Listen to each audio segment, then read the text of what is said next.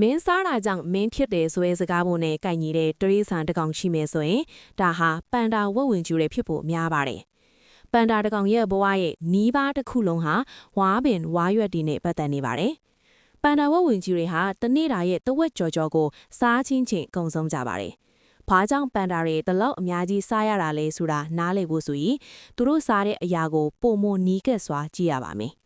ဝါပင်ထင်းရှူးမျိုးရင်းဝင်မြတ်ကြီးတစ်မျိုးဟာအာဟာရထအားနည်းသောအရင်းမြစ်တစ်ခုဖြစ်ပြီးပရိုတင်းဓာတ်နဲ့ကအမြင့်ဓာတ်များပြီးပန်ဒါတွေကောင်းစွာခြေဖြတ်နိုင်ခြင်းမရှိပါ။သို့ထို့လေပန်ဒါတကောင်ရဲ့အစားအစာ69%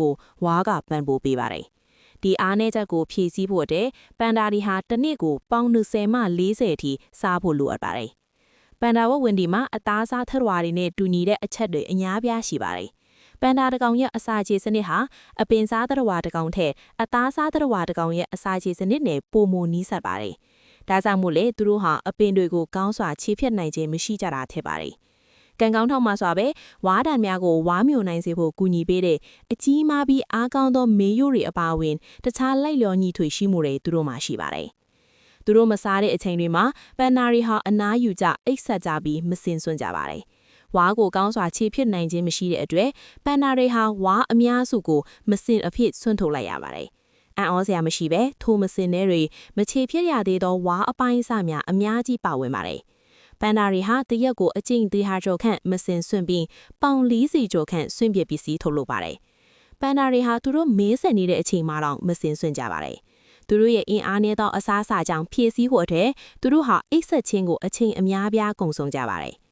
သူတို့ရဲ့ညံပြင်းတဲ့အစားအစာကြောင့်ပန်ဒါတွေမှာသေးငယ်တဲ့သားပေါက်လေးတွေရှိပါတယ်။ပန်ဒါကလေးငယ်တွေဟာမွေးကင်းစာမှာမျက်စိမမြင်သေးမစွမ်းမတန်ချစ်ပြီးအလွန်သေးငယ်ကအောင်စ9ခန့်သို့မဟုတ်သူတို့မိခင်ဤအရွယ်စားဤ1000ပုံတပုံခန့်သာရှိပါတယ်။တွားစွာတတဝအားလုံးထဲမှာပန်ဒါသားပေါက်လေးတွေဟာသူတို့ရဲ့မိခင်နဲ့နှိုင်းယှဉ်မှာကအသေးဆုံးဖြစ်ပါတယ်။ဘာကြောင့်ဒီလောက်သေးရတာလဲ။မိခင်ဤအစားအစာကအဓိကအခန်းကဏ္ဍမှာပါဝင်နေပါတယ်။မိခင်ဤဇီဝပြည့်ပြည့်မှုနှိမ့်ကြတဲ့အတွေ့ပန်ဒါမိခင်တွေအောက်ဆီဂျင်နှိမ့်သောသွေးရှိပြီးသားပေါက်လေးများအနေနဲ့သားယူပြေမမှာပိုမိုအောက်ဆီဂျင်ရရှိနိုင်စေဖို့ဖြစ်ပါတယ်။ပန်ဒါ၏အမီးနှင့်အဖြူရောင်သားမွေးဟာသူတို့ကိုပုံးကွယ်ဖို့ကူညီနိုင်ပါတယ်။ပန်ဒါရဲ့သားမွေးအယောင်ကိုနားလည်ဖို့သူတို့စားတဲ့အရာကိုထပ်မံကြည့်ရှုနိုင်ပါတယ်။ပန်ဒါတွေဟာတခြားဝက်ဝံတွေလိုစောင်းခွေဖို့လုံလောက်တဲ့အဆီကိုတုတ်လောင်းထားခြင်းမရှိပါ။ဒါကြောင့်သူတို့ဟာတနည်းပတ်လုံးဝါးကိုဆက်လက်စားသုံးနေရပါတယ်။ဝါရှာဖွေရင်အမြဲသွားလာနေရတဲ့အတွက်